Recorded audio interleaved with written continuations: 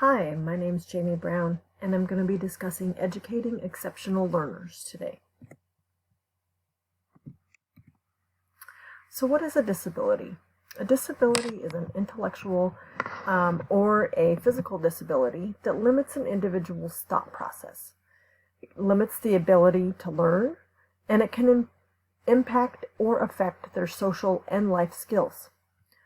Often, a disability will alter their interactions in everyday situations, and regardless of the way they do interact with people, as long as support is given, people with disabilities can love, grow, and thrive regardless of the situation they're in, a classroom or outside of a classroom. The Individuals with Disabilities Education Act in 2004 was designed to ensure that all students have an availability to free and appropriate education. An intellectual disability can be physical, intellectual, or cognitive and affect a person on all three levels. Some examples of these are attention deficit disorder, attention deficit hyperactivity disorder, Down syndrome, physical disabilities, or the hearing and visually impaired.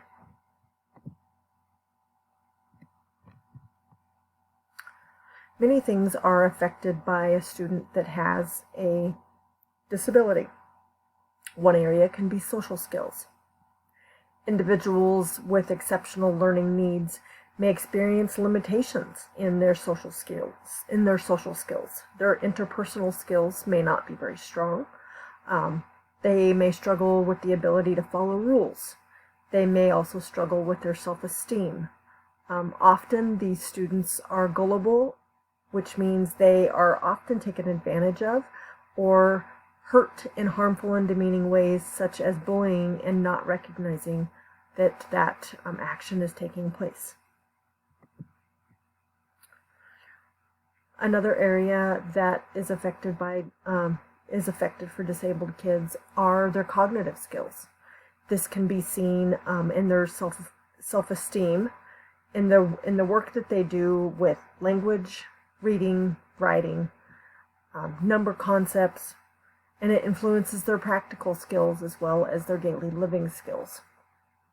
There may be difficulty in performing personal hygiene, the way that they move, just in a personal way of walking or movement in a classroom.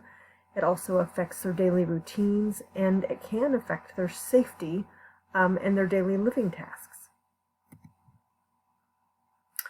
The intellectual skills that are impacted for disabled children are impacted in their ability to reason and problem solving.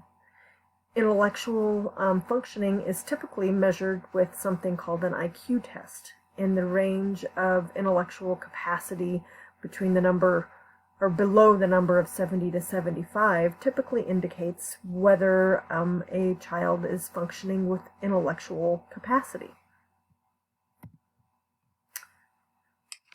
So what does this mean, and why does it mean that they're different? Somebody that has a disability processes and learns things in a different way. All people with disabilities are more skilled in some areas than others are. However, we may see their strengths appear in ways that stand out more. One really good example is the example of Temple Grandin, who has autism, and she had a real strong sense of being able to understand the movement of cattle. Her sense of being able to see in pictures was much stronger than most individuals could see. So she had a different understanding on the world. With ongoing support, anybody with a disability can actually grow socially, cognitively, intellectually, and academically.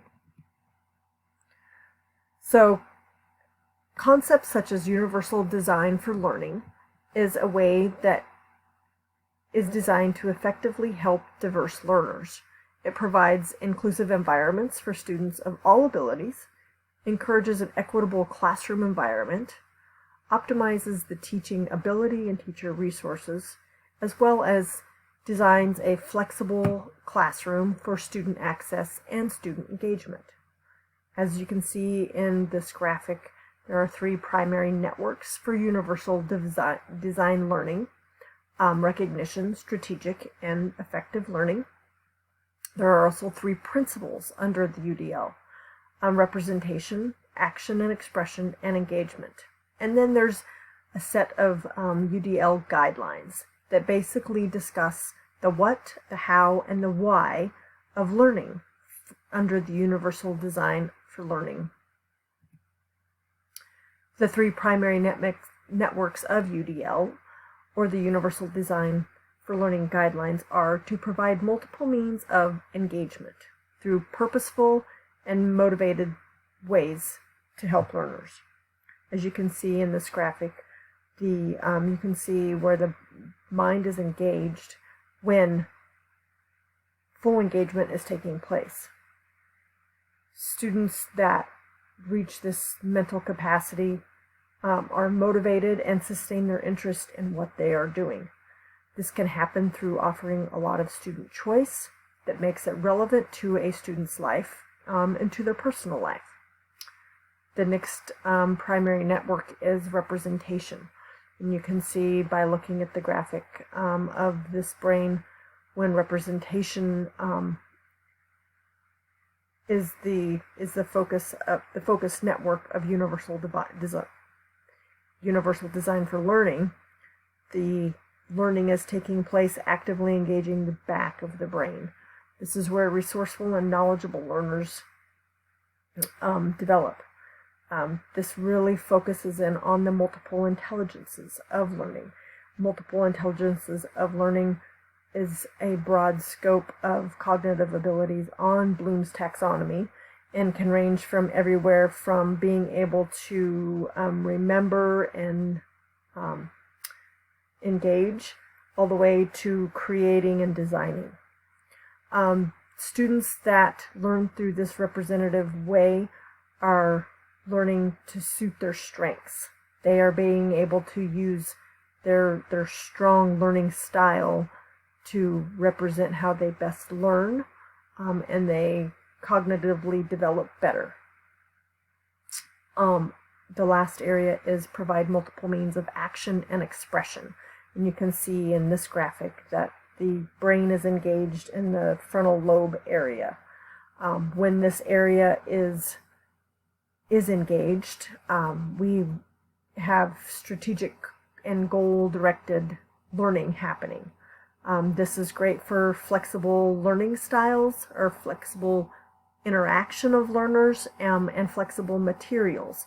This really focuses in on demonstrating learning by choice, such as students that may be given a reading assignment have the opportunity to read it in a book, read it by audio listening, or by writing a story. Being able to actively engage in what their learning style or their learning intelligence is, and being able to show their assessment through student choice is showing that action and expression in their mind. So how does universal design and differentiation work together? Well, if you are providing a universal design for learning, then you're also differentiating or providing a differentiation in your learning environment. This provides more than one way to interact with materials and to express knowledge. You're using technology platforms and other materials that align with the universal design for learning. Assessments are accessible to all and provide interventions to assist with learning curves. So while you are doing formative assessments along the way to see where students are learning, in your summative assessment, you should be able to catch your students there and get a full scope of what their true learning capacity was if you have done your formative assessments correctly throughout.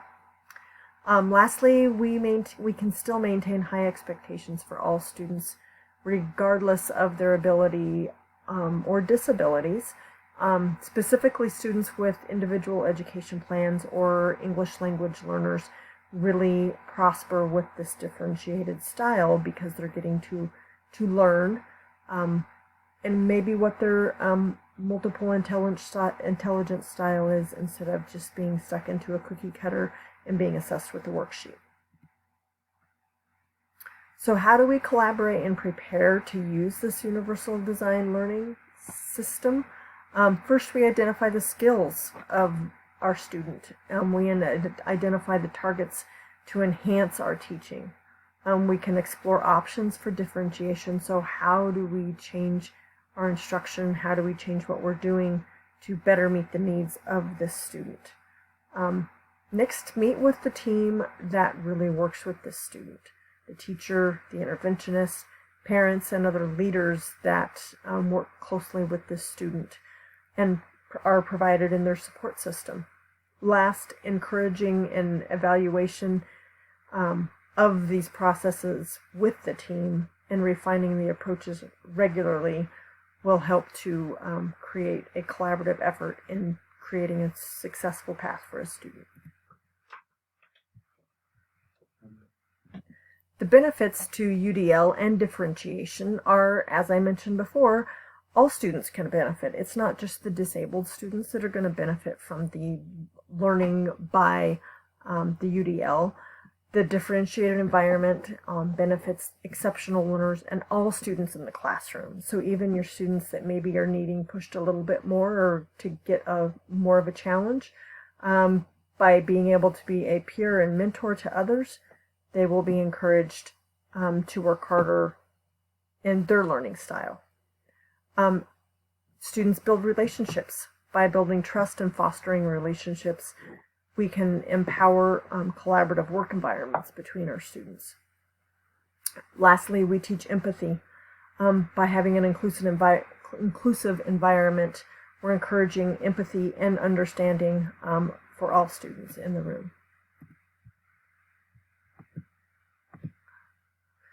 So in closing, every child is different. It's an educator's role to embrace those differences and make a child shine in their own way, regardless of their abilities.